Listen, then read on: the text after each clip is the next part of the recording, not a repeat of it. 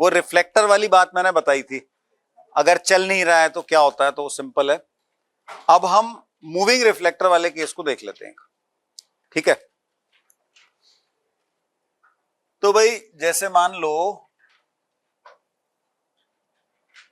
ये कोई रिफ्लेक्टर है जो कि इस डायरेक्शन में मूव कर रहा है with a velocity v r, ठीक है,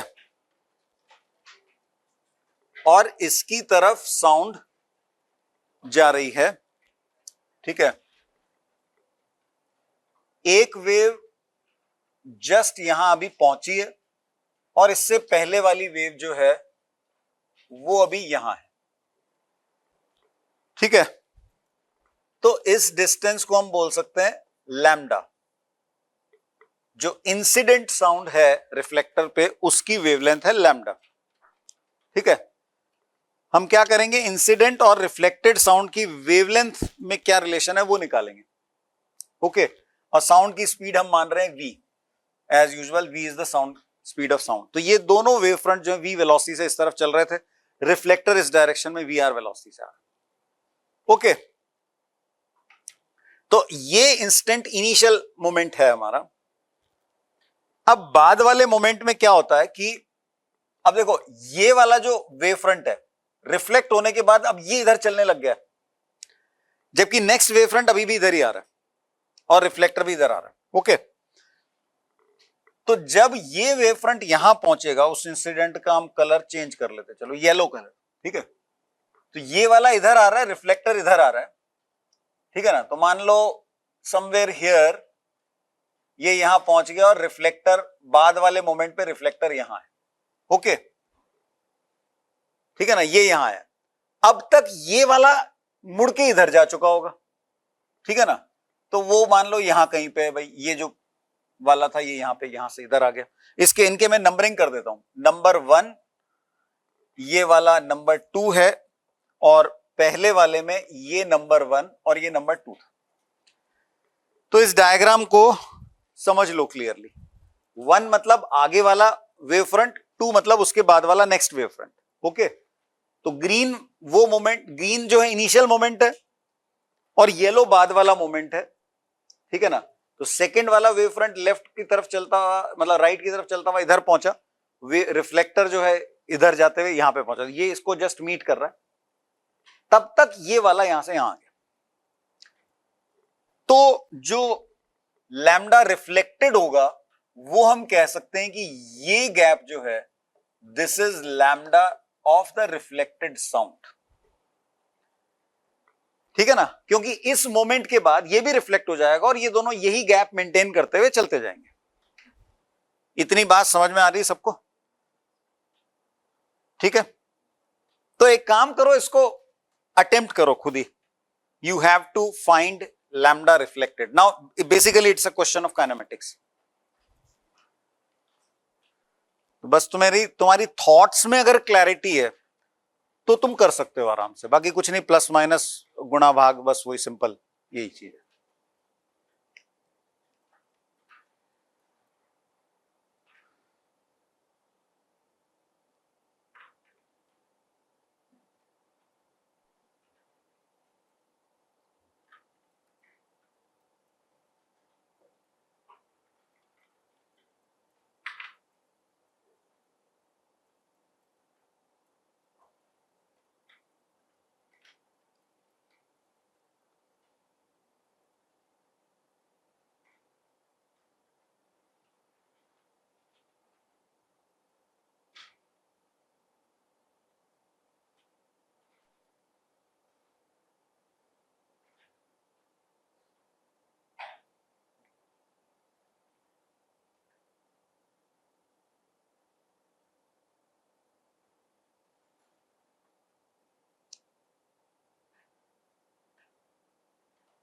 पहला स्टेप क्या होना चाहिए, दोनों जो इंस्टेंट्स मैंने शो किए हैं उनका टाइम गैप कितना है उसका एक्सप्रेशन निकालो।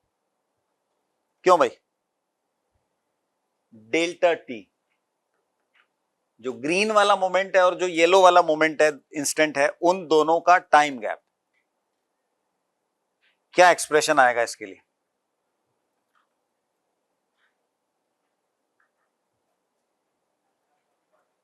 Lambda upon v plus we r, इसको हम लिख सकते हैं lambda divided by v plus we are.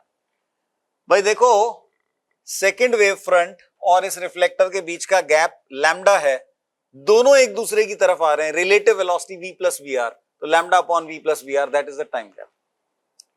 Okay, अब इतने टाइम गैप में फर्स्ट वेव फ्रंट कितना आगे चला जाएगा ये हम निकाल सकते हैं, ये खुद कितना आगे गया ये भी हमें निकालना, दोनों का डिफरेंस लेना, ठीक है ना। ये वाला कितना हो जाएगा, v r into delta t, v r velocity से चल रहा है, v r multiplied by delta t, और ये वेव फ्रंट v वेलोसिटी से चल रहा है, तो ये कितना चलेगा, ये चलेगा v इंटू डेल्टा टी, ठीक है। So now you can see lambda r is v delta t minus v r delta t. Okay, so v minus v r हो गया ये, और डेल्टा टी की जगह वो पुट कर दो, lambda upon v plus we r, ये तो ये रिजल्ट हमारे पास आ गया, ठीक है।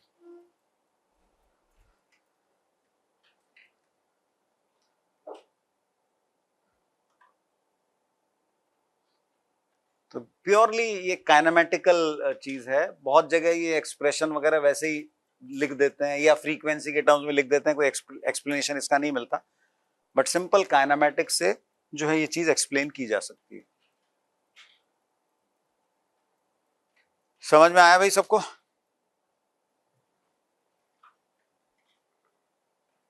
अब ये लैम्डा रिफ्लेक्टेड तुमने निकाला, मान लो सिचुएशन ये थी कि भाई कोई एक बंदा जो है साउंड प्रोड्यूस कर रहा है और वो खुद स्टेशनरी भी है, खुद ही ऑब्जर्वर है मान लो, ठीक है। जो मे भी एक बंदे के हाथ में कुछ हॉर्न है, उसने हॉर्न बजाया और रिफ्लेक्टर इस तरफ चल रहा है और वो साउंड को, रिफ्लेक्टेड साउंड को सुन रहा है, तो फ्रीक्वेंसी क्या सुनाई देगी? तो ठीक है, उसके लिए तुम लैम्डा आर जो है उसको v अपॉन जो है f डैश कर दो, ठीक है, और लैम्डा की जगह v बाय f कर दो, ये है। तो you can relate f and f dash, f and f reflected बोल दो चाहे, ठीक है ना। तो अगर ये मतलब सोर्स ऑब्जर्वर दोनों स्टेशनरी है तो इसकी जगह हमने लिख दिया v upon f reflected, so is equal to v minus v r by v plus we r, और लैम्डा की जगह v बाय f, ये ठीक है ना। तो वेवलेंथ हम देख रहे हैं डिक्रीज हो गई, अगर रिफ्लेक्टर सोर्स साउंड के अगेंस्ट मूव कर रहा है, अगर रिफ्लेक्टर साउंड के अगेंस्ट मूव कर रहा है तो वेवलेंथ डिक्रीज हो रही है, और ये फैक्टर है हमारे पास v minus v r upon v plus we r. इसी फैक्टर से फ्रीक्वेंसी बढ़ जाएगी क्योंकि ये रेसिप्रोकल में आ रहा है बेसिकली। भाई आती हुई जाती हुई साउंड की स्पीड तो सेम ही है ना, तो वेवलेंथ अगर डिक्रीज हो गई फ्रीक्वेंसी बढ़ जाएगी सेम फैक्टर से, ये ठीक है। तो ये मतलब एकदम बेसिक से हमने जो है मूविंग रिफ्लेक्टर वाले केस को किया, ठीक है ना। और अगर इसमें मान लो एक चलता हुआ दे रखा है कि भाई ऑब्जर्वर चल रहा है, तो v plus v o lambda r की जगह v प्लस वीओ अपॉन एफ आर कर दो, ठीक है ना। भाई इसके रिलेटिव साउंड, आती हुई साउंड की वेलोसिटी बढ़ जाएगी, v प्लस वीओ ऐसे हो जाए, तो that we have already done ये चीजें। बस once you know the lambda you can moving observer के केस में या स्टेशनरी केस, दोनों के केस में लिख सकते हो, ठीक है ना। चलो, तो एक तो ये हो गया। अब देखो एक क्वेश्चन हम इरोडोव का लेंगे जिसमें एक्सेलरेटेड सोर्स है, ठीक है। इरोडोव के एक्सेलरेटेड सोर्स वाला केस है, उसके बाद हम एक वो डायरेक्शन वाला भी सीखेंगे, है ना। ओके, तो हाँ भाई, ये है चैप्टर 4 ही है, वेव्स वाला चैप्टर है। हाँ,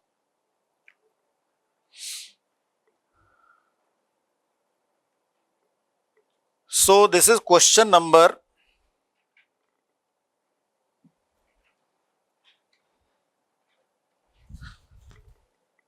4.177 of Erudov. Source of oscillations with frequency nu naught, Irodov में न्यू सिंबल यूज किया हुआ है फ्रीक्वेंसी के लिए, 1700 hertz, and receiver are located at the same point. तो सोर्स और ऑब्जर्वर दोनों एक ही पॉइंट पे हैं इनिशियली, मैं इनको पास पास बना रहा हूं। At the moment t equal to 0 the source starts receding from the receiver with a constant acceleration of 10 metre per second square. ठीक है, तो t इक्वल टू 0 पे ये हुआ कि सोर्स इतने एक्सेलरेशन से जो है इससे दूर जा रहा है। ठीक है, हाँ, speed of sound is given to be 340 metre per second. अब क्वेश्चन ये है कि find the oscillation frequency registered by the stationary observer, ये ऑब्जर्वर स्टेशनरी यहां पे, at t naught equal to 10 second. इस मोमेंट पे ऑब्जर्वर को कितनी फ्रीक्वेंसी सुनाई देगी? ठीक है, at this moment f dash कितना है ये बताना है। न्यू नॉट की जगह हम सिंबल एफ यूज कर रहे थे। कंफर्ट, अगर if you are comfortable you can use f also, doesn't matter, question में जो भी सिंबल यूज हुआ। हालांकि इरोडोव के क्वेश्चंस को उनके ओरिजिनल सिंबल्स के टर्म्स में सॉल्व करने का फायदा यह है कि you can check your expression. Answer में वो एक्सप्रेशन देते हैं फिर वैल्यू देते हैं। ठीक है ना, तो तुम्हारी कैलकुलेशन मिस्टेक हुई है तो वो जो एक्सप्रेशन वाला आंसर है वहां तक तुम्हारा सही आएगा, कैलकुलेशन के बाद वो रॉन्ग आएगा। तो इरोडोव की ये खास बात है, दोनों देते हैं ये चीज। हाँ भाई, सोचो।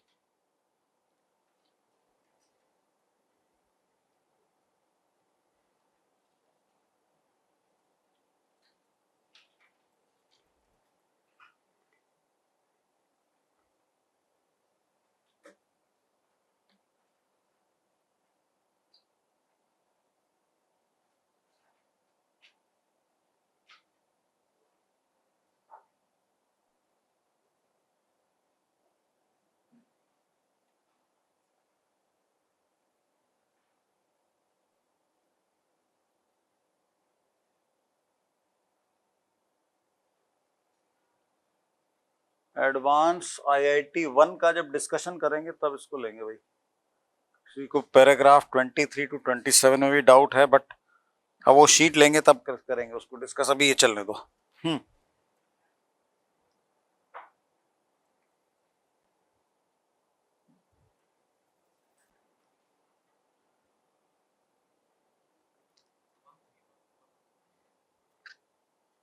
तो हो सकता है क्वेश्चन तुम्हें लगे बड़ा आसान है भाई, रोडो में आसान क्वेश्चन भी हैं, है ना।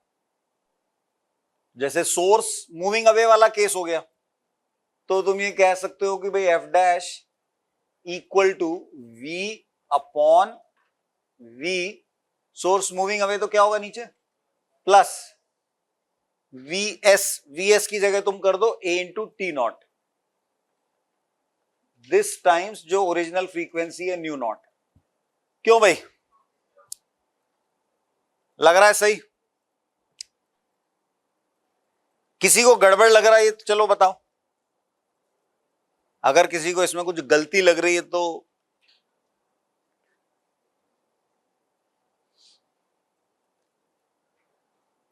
बस यही लग रहा है कि रुडोफ का क्वेश्चन इतना आसान तो नहीं हो सकता। एक्चुअली इसमें गलती है, ये आंसर सही नहीं है, ठीक है। गलती की वजह ये है, पहले तो मैं गलती का कारण बता देता हूं। गलती का कारण ये है कि भाई क्वेश्चन ये कह रहा है कि what is the frequency of sound registered by this observer o at this moment, ठीक है। हमें यह ध्यान रखना चाहिए कि साउंड की वेलोसिटी इनफाइनाइट नहीं है, साउंड को ट्रेवल करके आने में भी टाइम लगेगा। इसका मतलब जो sound T0 equal to 10 seconds पे सुनी गई थी वो एक्चुअली थोड़ी देर पहले प्रोड्यूस हुई होगी, जब सोर्स में भी यहां है उस मोमेंट पे प्रोड्यूस हुई होगी, may be T equal to T1 moment पे प्रोड्यूस हुई थी, and then the sound came back and it was heard at T equal to T0, ठीक है। So in this formula we should take the velocity of source at this moment. समझ रहे हो बात को? तो इस T0 की जगह यहां पे T1 आना चाहिए, और ये T1 लेस देन T0 है। इतनी बात समझ में आई सबको? क्वेश्चन ये कह रहा है कि 10 सेकेंड्स पे ऑब्जर्वर ने क्या साउंड सुनी, तो जो साउंड ऑब्जर्वर ने 10 सेकेंड्स पे सुनी वो थोड़ी देर पहले प्रोड्यूस हुई होगी, तो उस समय जो सोर्स की वेलोसिटी थी वो लेनी चाहिए यहां पे, है कि नहीं भाई? जो T इक्वल टू T0 पे प्रोड्यूस हुई होगी वो तो और बाद में आएगी ना इसके पास, ठीक है। ये कारण है। तो अब सवाल ये कि we will have to calculate T1, और वो प्योरली काइनेमेटिक्स है। तो काइनेमेटिक्स की का थोड़ा यूज करते हुए T1 कैलकुलेट करो, उस T1 को यहां पुट करना है तो सही रिजल्ट मिल जाएगा। इक्वेशन बनाओ to get the value of T1।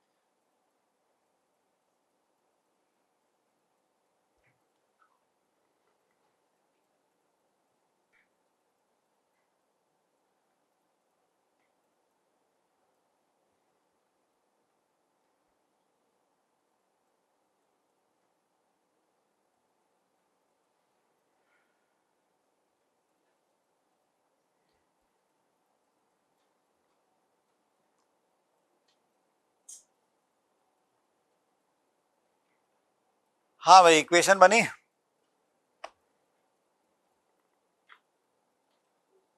देखो ये जो डिस्टेंस है वो वाला पॉइंट और ये वाला पॉइंट, उस डिस्टेंस को हम दो तरीके से लिख सकते हैं। Source zero initial velocity, starts moving दिया हुआ है, इनिशियल वेलोसिटी जीरो है, एक्सेलरेशन ये है, T1 टाइम तक यहां से यहां पहुंचा है, तो हम ये कह सकते हैं कि ये जो डिस्टेंस है इसको कुछ भी बोल दो, मान लो ये डिस्टेंस L है, तो ये डिस्टेंस L जो है this is equal to half a T1 square, ठीक है ना। इनिशियल वेलोसिटी सोर्स की जीरो है, एक्सेलरेशन कांस्टेंट है। Now the same distance sound has to return, sound travels with a constant speed v. How much is the time in which sound has come from here to here? T0 minus T1. So this is equal to v into T0 minus T1. ये equation है, इससे T1 निकालना है। Quadratic है तो quadratic का एक valid root आ जाएगा और वो यहां पुट करोगे तो सही आंसर f डैश का मिलेगा।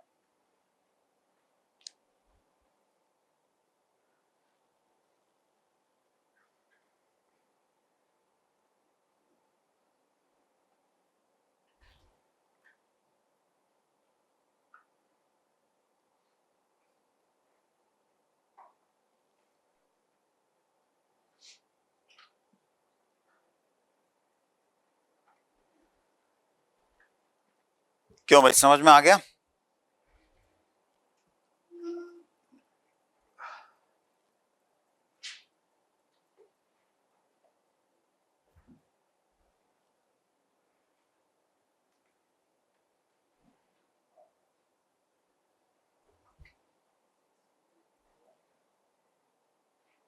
ठीक है, कोई कंफ्यूजन तो नहीं? चलो, तो ये जो चीज है, अभी मान लो इसी क्वेश्चन में हम सिर्फ एक चेंज करें, सोर्स और ऑब्जर्वर को इंटरचेंज कर दें। हम बोलें कि सोर्स स्टेशनरी है and observer is moving with a constant acceleration of 10 metre per second square.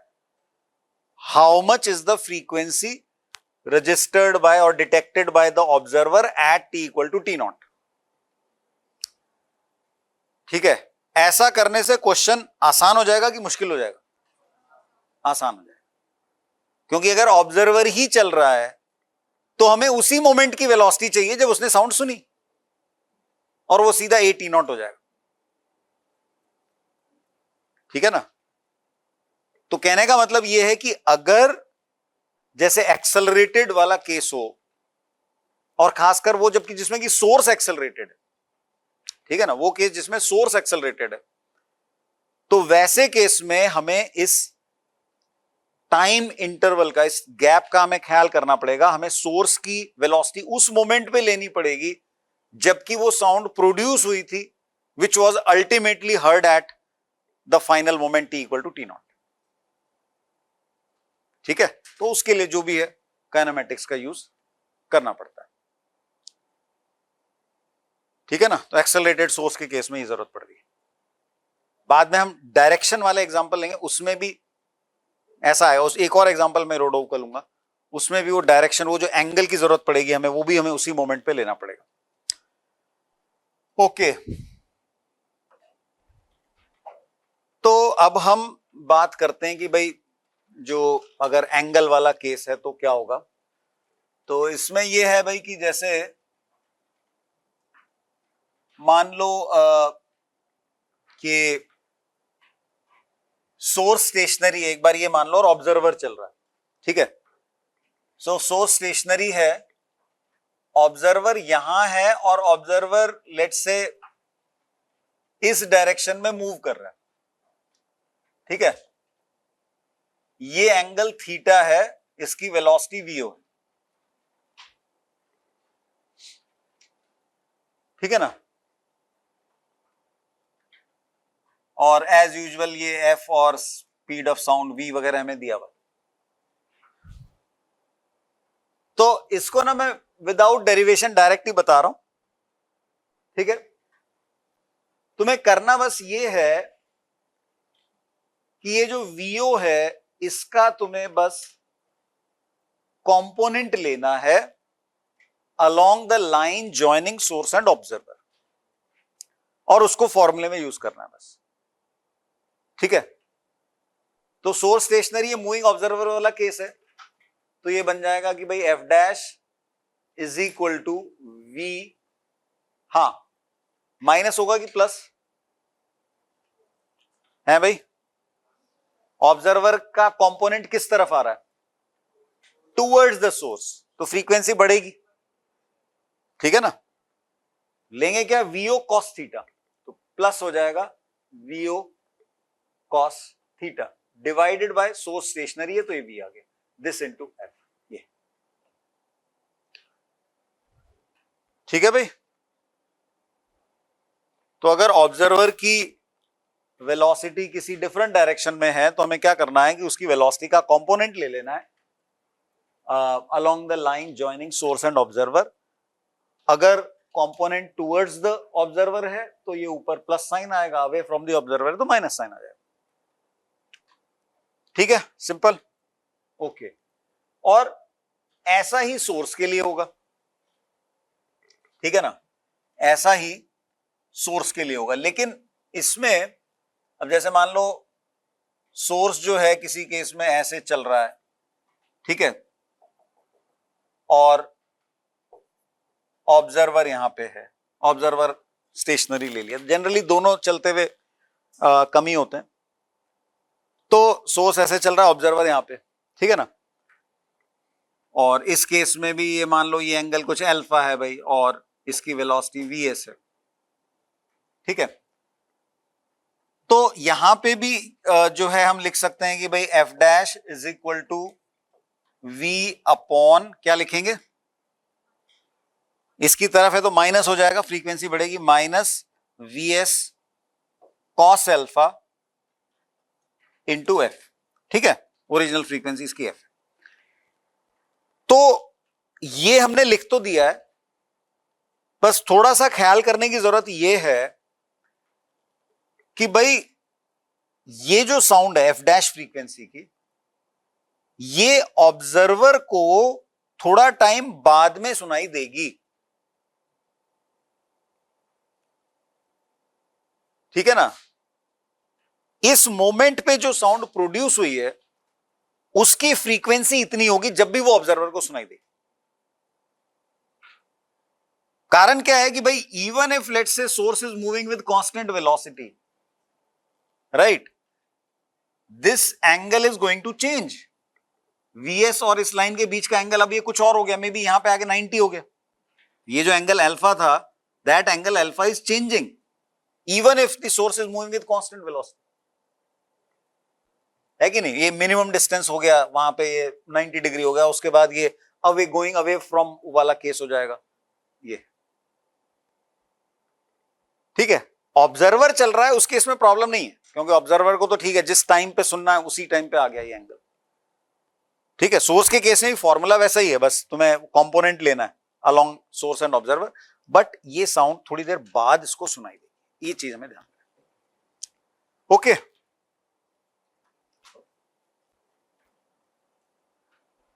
चलो तो हाँ, अब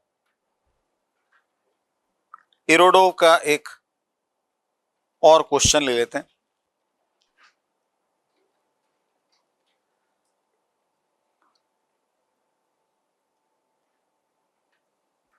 हाँ,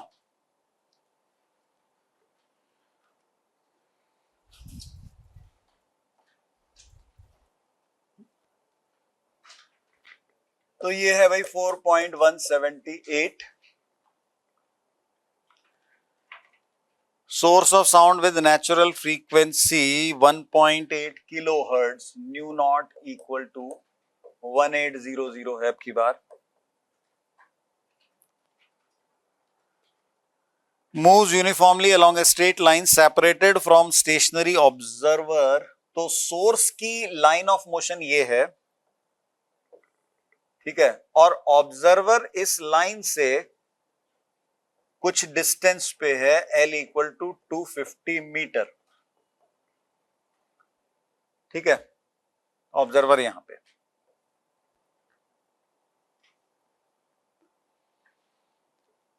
the velocity of source is equal to 0.8 fraction of velocity of sound. तो सोर्स ऐसे मूव करता हुआ आ रहा है, Vs is equal to 0.8 times V। Sound की स्पीड से 80 मतलब 0.8 फ्रैक्शन, मतलब साउंड की स्पीड का 80% है सोर्स की वेलोसिटी, तो काफी हाई स्पीड से चल रहा है। हाँ, find the frequency of sound received by the observer. Question को चाहो तो लिख लो, दो पार्ट हैं इसके, पार्ट ए कर रहे हैं अभी हम। Find frequency of the sound received by the observer at the moment when the source gets closest to him.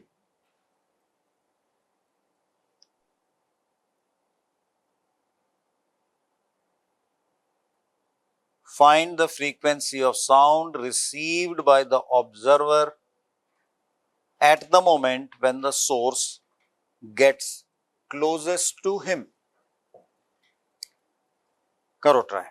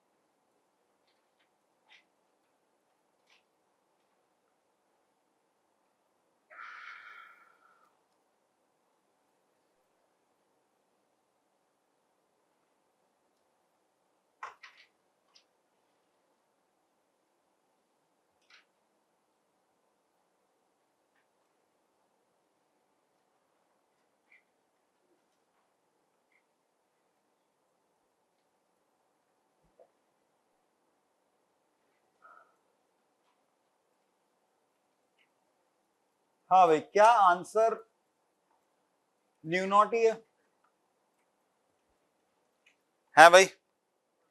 क्या आंसर न्यू नॉट ही है? न्यू नॉट नहीं है। अच्छा, अब ये बताओ कि न्यू नॉट से ज्यादा है कि कम है?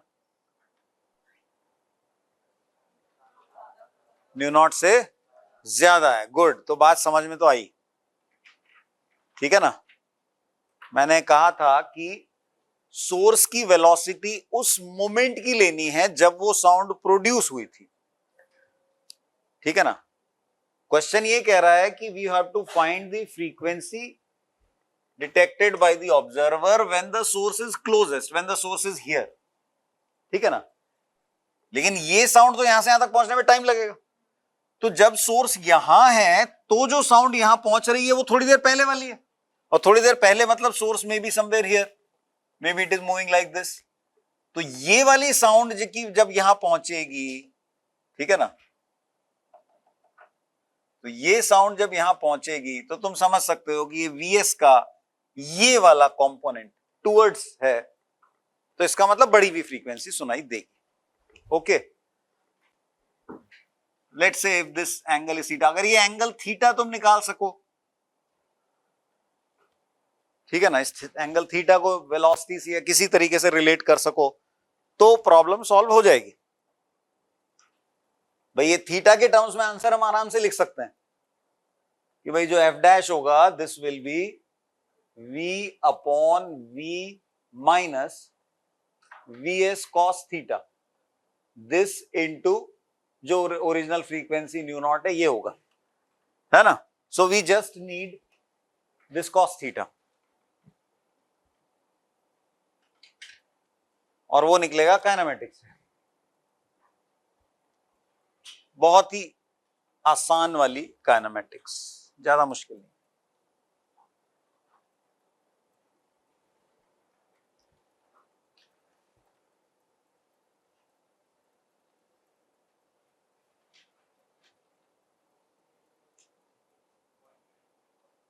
कॉस थीटा कितना आया? 0.8, yes, V S by V आ जाएगा।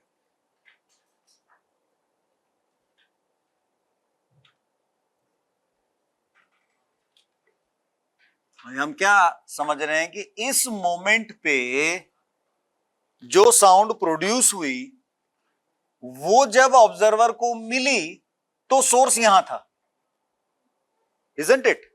इस मोमेंट पे जो साउंड प्रोड्यूस हुई जब वो ऑब्जर्वर तक पहुंची तो सोर्स यहां था। ओके, तो जितने टाइम में सोर्स यहां से यहां पहुंचा उतने ही टाइम में साउंड यहां से यहां पहुंच गई। Let's say that time is T, so if this is VST this is VT.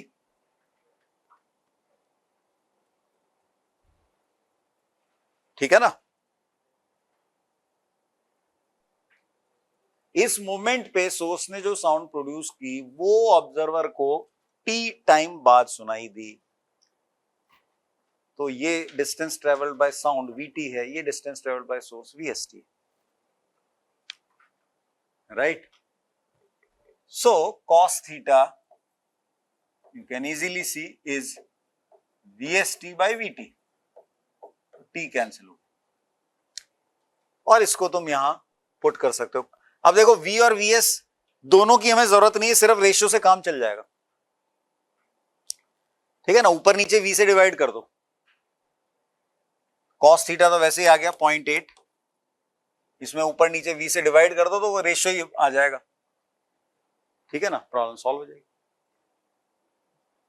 ये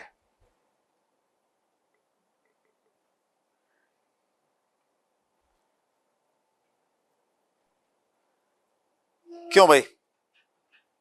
अच्छा, इस क्वेश्चन में भी मान लो हम ऐसा कर दें कि सोर्स स्टेशनरी, ऑब्जर्वर चल रहा है, ठीक है? सोर्स स्टेशनरी है, ऑब्जर्वर चल रहा है, और same question, what will be the frequency detected by the observer when it is closest to the source? क्या आंसर होगा? Same, nu naught. उसमें कुछ मतलब कुछ फनी नहीं है, मतलब ये, क्योंकि ऑब्जर्वर जब यहां है, इसने सुना, इसकी वेलोसिटी इस लाइन के परपेंडिकुलर है, तो कंपोनेंट जीरो हो गया, ये, ठीक है ना? तो मूविंग सोर्स वाले केस जो है उसमें थोड़ा ये हमें काइनेमेटिक्स वाली चीज को केयरफुली सोचना पड़ता है। अच्छा, इसका पार्ट बी है, उसको तुम घर पे अटेम्प्ट करके देखना, ठीक है। अगर पार्ट बी तुमने अच्छी तरह से समझ लिया है, पार्ट ए अगर तुमने अच्छी तरह समझ लिया है तो पार्ट बी डेफिनेटली हो जाएगा। पार्ट बी ये है कि you have to find the distance between source and observer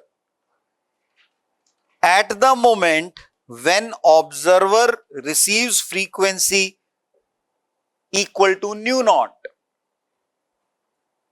find distance between source and observer at the moment observer receives frequency nu naught.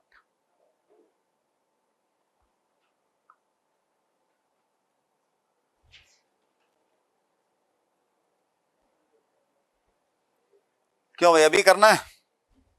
चलो अभी कर डालो, हो जाएगा फटाफट, जाए टाइम नहीं।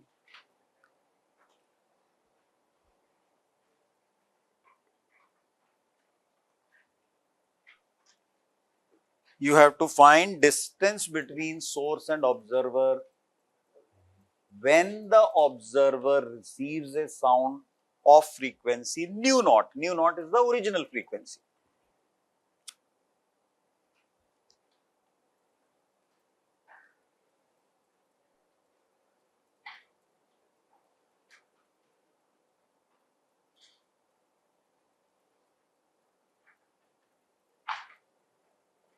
हाँ भाई, सोर्स की कौन सी पोजीशन के करस्पॉन्डिंग साउंड न्यू नॉट है,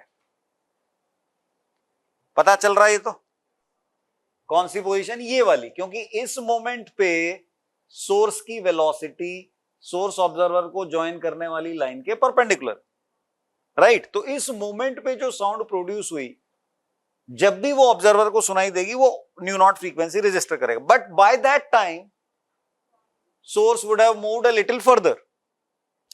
कितना दूर गया होगा, कितना दूर गया होगा? साउंड यहां से यहां पहुंची, वो टाइम है, that time into speed of source, बस। हाँ, ये 250 है तो 200 आ जाएगा, 80% वेलोसिटी है उसकी, राइट। ठीक है ना भाई, तुम यूं कह सकते हो कि इन दोनों मोमेंट्स का जो डेल्टा टी है that is your L upon V। यहां पे साउंड आ रही है इतनी वेलोसिटी से, L अपॉन V इतने टाइम में साउंड आई, तो ये वाला जो डिस्टेंस है ये हो जाएगा Vs into delta t, Vs into delta t. ये ठीक है ना, तो Vs into delta t means Vs by V into L, so that is your 200 metre. Okay, तो ये 200 है, ये 250 है, पाइथागोरस लगा लो, ये डिस्टेंस बता दो, ये ठीक है ना। तो बी पार्ट भी कर दिया हमने, ठीक है। तो इन चीजों का थोड़ा सा ध्यान रखना पड़ता है मूविंग सोर्स के केस में, चाहे सोर्स एक्सेलरेटेड हो, वो हमने पहले देखा था, या फिर सोर्स किसी डिफरेंट डायरेक्शन में जा रहा हो, ठीक है ना। ओके, तो ठीक है भाई, डॉपलर इफेक्ट हो गया कंप्लीट। हाँ, अब एक चीज है जो डॉपलर इफेक्ट के बियॉन्ड जाता है, the case when source is moving with a speed greater than the speed of sound, उस केस की बात करते हैं, ठीक है। So Vs greater than V, ठीक है, इसको कहा जाता है the case of sonic boom.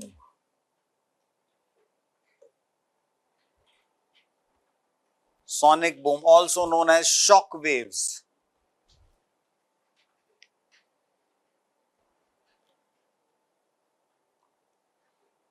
अब देखो, ये जो केस है, हमने स्टेशनरी सोर्स के लिए वेवफ्रंट बनाए थे, कॉन्सेंट्रिक स्फीयर्स थे, और हमने मूविंग सोर्स के लिए बनाए थे, उसमें स्फेरिकल वेव फ्रंट्स थे लेकिन वो कॉन्सेंट्रिक नहीं थे। Okay, Vs greater than V वाले केस में वो डायग्राम में फिर चेंज आएगा, और चेंज ये आएगा कि जो स्फीयर्स हैं ऑब्वियसली कॉन्सेंट्रिक तो नहीं है, नाउ दे आर इंटरसेक्टिंग।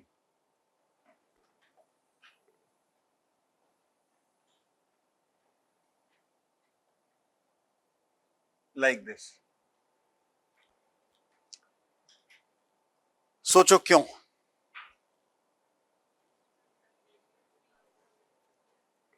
भाई ये सबसे बड़े वाले वेवफ्रंट का सेंटर मैंने लिया, तो जब ये सबसे बड़ा वाला वेवफ्रंट प्रोड्यूस हुआ था तब सोर्स यहां था, ठीक है। टी टाइम बीत चुका है, तो ये वेवफ्रंट जो है इसका रेडियस हो चुका है कितना, वीटी के बराबर। But the source is travelling faster than sound, so it is outside the sphere. बात समझ में आई? In fact source is always outside the sphere. वो जो स्फीयर है वो तो वी रेट से स्प्रेड हो रहा है, और जो सोर्स है वो इमीडिएटली उस स्फीयर से बाहर निकल चुका। ये ठीक है ना, सोर्स यहां पे, ठीक है। तो ये डिस्टेंस जो है वो ये हो गया v s t, because v s is more than v, और ये वाला है वी टी। तो अब ये देखो इंटरेस्टिंग केस है कि भाई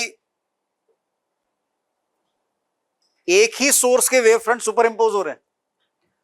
सुपरपोजिशन के केसेस जो भी हमने लिए उसमें हमने 2 सोर्स लिए कम से कम, राइट। इंटरफेरेंस हो चाहे बीट्स हो, जो भी केस लिए हमने 2 सोर्स होते थे, 2 वेव्स होती थी। यहां हो रहा है एक ही सोर्स के वेव फ्रंट सुपर इंपोज हो रहे, ठीक है। तो एज ए रिजल्ट क्या होता है कि एक रिजल्टेंट वेव फ्रंट बनेगा, ठीक है। और वो रिजल्टेंट वेव फ्रंट क्या होगा, वो एक्चुअली ये जो इसको हम बोल सकते हैं फैमिली ऑफ स्फीयर्स। ऐसा मैथ्स में तुमने सुना होगा, फैमिली ऑफ सर्कल्स वगैरह कहीं ना कहीं आया होगा, कोऑर्डिनेट ज्योमेट्री हो गया ना उतना। हाँ, तो वैसे ये एक फैमिली ऑफ स्फीयर्स है, ठीक है ना, somehow they are related. Okay, तो मैथ्स की ही एक टर्म है एनवेलप, शायद वो नहीं सुनी होगी तुमने, वो नहीं सुनी होगी। तो एनवेलप क्या होता है? Envelope is a surface which touches all the surfaces in a family. 3D में वो सरफेस हो गया, 2D में कर्व हो जाएगा, ठीक है। तो अब एक ऐसा सरफेस सोचो which is touching all these spheres. Can you think of a surface which is touching all these spheres? What will be the shape of that surface? It will be a cone, right? It will be a cone like this. ये ऐसे touch करते हुए चले जाओ यूं, ऐसे, इस तरह, ठीक है ना। ये भी मैंने थोड़ा छोटा बना दिया। So ये जो एनवेलप है, this will act, this has become like the resultant wave front, ठीक है।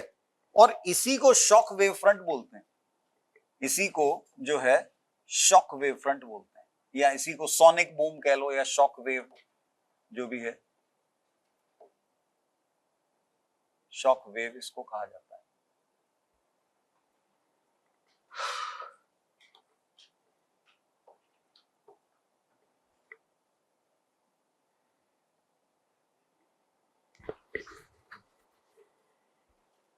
देखो क्या होता है कि इस वेव फ्रंट पे ना, ये जो रिजल्टेंट कोनिकल वेव फ्रंट बन रहा है, इस पे एक्चुअली बहुत सारे वेव फ्रंट्स की एनर्जी एक्यूमुलेट हो गई, ठीक है। अच्छा, अब ये तो मतलब थ्योरी वाली चीज थी, अब प्रैक्टिकल इसका थोड़ा सोचें हम तो एक टिपिकल सिचुएशन इस तरीके की हो सकती है कि ये ग्राउंड पे कोई बंदा है मान लो, और इसके सिर के ऊपर से एक सुपरसोनिक प्लेन उड़ के गया। जो आर्मी वाले फाइटर जेट्स होते हैं उनकी स्पीड साउंड की स्पीड से भी ज्यादा होती है, उनको बोलते हैं सुपरसोनिक। साउंड से ज्यादा स्पीड वाले जो प्लेन है उनको सुपरसोनिक प्लेन्स बोला जाता है, राइट। तो अब ये एक सुपरसोनिक प्लेन इस आदमी के ऊपर से उड़ के गया। तो अब देखो इंटरेस्टिंग बात क्या है, इसके सिर के ऊपर से उड़ के इतना आगे तक जा चुका है तब, और यहां पहुंच गए तब इसकी साउंड इसको मिल रही है। जब इसके सर पे था तब तक उसको पता ही नहीं था, ठीक है। यहां जब वो पहुंचा है तब वो साउंड पहुंची, और साउंड जो मिली पहुंची है वो बड़ी लाउड साउंड है, because the energy of several wave fronts is accumulated. It is a very loud sound. अच्छा, with no well defined frequency. Frequency is not well defined, why? Because जो यहां पे साउंड आ रही है वो मे बी इस moment की ये सब मिक्स्ड है, तो वो कई सारी फ्रीक्वेंसीज एक्यूमुलेट हो गई उसमें। भाई ये तो पहली बात, तो हम ये माने कि ये सोर्स एक सिंगल फ्रीक्वेंसी का, तो वो भी यूजुअली नहीं होता है, ठीक है ना। अगर सिंगल फ्रीक्वेंसी का हो तो भी क्या होगा, यहां पे कोई वेल डिफाइंड फ्रीक्वेंसी नहीं आएगी, ठीक है। We can just say that it will be a very loud sound, unpleasant, कोई म्यूजिकल टाइप की नहीं, कई सारी फ्रीक्वेंसी एक साथ मिक्स हो रही है क्लोज विदाउट एनी रिलेशन, तो अनप्लेजेंट। और तीसरी बात, what will be the direction of sound. अब जैसे प्लेन इसके ऊपर से उड़ के गया तो हमारा एक सडनली लाउड साउंड आती है, तो हमारा एक रिफ्लेक्स एक्शन होता है ना, सोर्स की तरफ देखते हैं, तो ये किधर देखेगा, ये वेव फ्रंट की जो डायरेक्शन होती है वो वेव फ्रंट के परपेंडिकुलर होती है, तो साउंड ऐसे आ रही है, तो इसका रिफ्लेक्शन एक्शन क्या होगा, ये इधर देखेगा, जबकि प्लेन इसके सिर के ऊपर से उड़ के वहां जा चुका है। ये होता है। बाय द वे, साउंड की डायरेक्शन हमें कैसे पता चलती है? कारण पता है इसका तरीका, भी साउंड इधर से आ रही इधर से आ रही, पता चल जाता है हमें। कैसे पता चलता है? भगवान ने दो कान किस लिए दिए हैं? जो साउंड इधर से आ रही है वो इस कान में थोड़ा सा पहले पहुंचेगी, इसमें थोड़ा सा लेट पहुंचेगी, तो डिफरेंस से पता चल जाता है।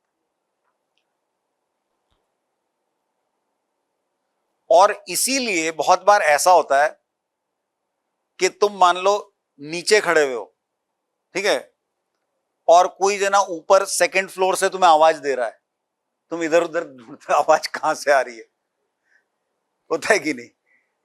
ये है, क्योंकि वो साउंड ऑलमोस्ट दोनों कानों में ऑलमोस्ट बराबर आ रही है, तुमको दिख रहा है सामने नहीं है, कहां कहां है, ये होता है ये चीज।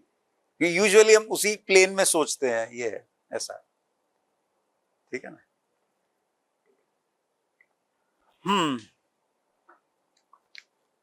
ओके, अच्छा, अब इसमें थोड़ा सा न्यूमेरिकल पार्ट है कि भाई ये जो कोन बन रहा है, इस कोन का जो एंगल है, सेमी वर्टेक्स एंगल कह लो, सेमी वर्टेक्स एंगल थीटा, ये हम निकाल सकते हैं इजीली ज्योमेट्री से। तो बता सकते हो ये एंगल थीटा के लिए कोई रिलेशन?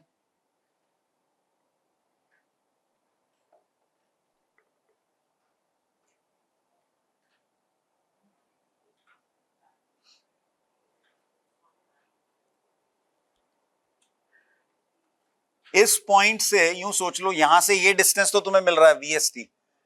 अगर मैं एक ये टेंजेंट है स्फीयर पे, यहां वाला रेडियस बना दो, ये रेडियस हमें पता है भाई, ये कितना है, VT है, ये रेडियस है VT, ये है VST। तो अब ये क्या हो गया भाई, साइन थीटा हो गया ना, परपेंडिकुलर अपॉन हाइपोटेनस।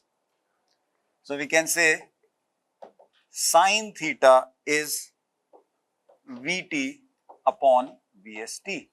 T हो गया cancel, so sine theta is V by VS, and obviously this is defined only for V less than VS, otherwise sin theta more than 1 हो गया, तो शॉक वेव्स बनेगी ही नहीं। ये शॉक वेव्स बनेंगी ही तब when VS is more than V, only then you will have a proper value of sine theta theta. By the way ये जो रेशियो होता है ना वीएस बाई वी, उसको मैक नंबर भी बोलते हैं। VS by V is equal to, this is called Mach number. ठीक है, कोई सुपरसोनिक प्लेन साउंड से डबल स्पीड से जा रहा है तो उसका मैक नंबर 2 हो गया, ऐसे 3 टाइम से जा रहा है तो मैक नंबर 3 हो गया। तो ये जो साइन थीटा है इसको तुम 1 अपॉन मैक नंबर लिख सकते हो। ठीक है, हो सकता है जनरल नॉलेज में कभी तुमने सुना होगा मैक नंबर। ठीक है ना, सुपरसोनिक प्लेन्स के लिए यूजुअली डिफाइन करते हैं ये। अच्छा, शॉक वेव्स जो हैं तुमने सुनी हो या नहीं सुनी हो, लेकिन तुमने देखी जरूर होंगी। सोच सकते हो शॉक वेव्स को कहीं देखा हुआ याद आ रहा है? आई एम श्योर सबने देखा होगा।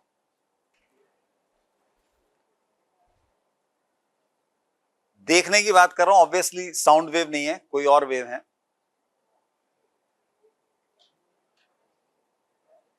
हाँ, लाइट वाली भी नहीं है। एक्चुअली पानी के सरफेस पे जब स्पीड बोट चलती है तो एक वी बनता है।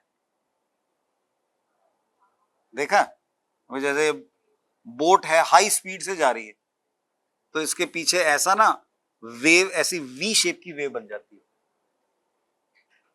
तो वो ये भी मैं देखो, एक्चुअली हम इसको कौन बोल रहे हैं पर बोर्ड पे तो वी बना हुआ है ना, तो इसका 2 डायमेंशनल वर्जन क्या होगा? It will B A V like this. होता क्या है कि जो वाटर वेव्स हैं, पानी के सरफेस पे जो रिपल्स बनते हैं, उनकी स्पीड बहुत कम होती है। ठीक है ना, वो कंकड़ डाला तो धीरे धीरे धीरे धीरे रिपल्स स्प्रेड होते हैं, तो पानी वाली वेव्स की स्पीड काफी कम होती है। तो कोई बोट थोड़ा सा भी तेज चले तो उसकी स्पीड उन वेव्स की स्पीड से ज्यादा हो जाएगी। ठीक है ना, अब वो waves actually 2 dimensional version circle है। अब वो अगर velocity of source more than V हो गया तो क्या होगा? वो ऐसे intersecting circles, it will become a V. ये ठीक है। तो जिस कोई बोट अगर बहुत हाई स्पीड से जा रही है तो उसके लिए एंगल बहुत छोटा होता जाएगा।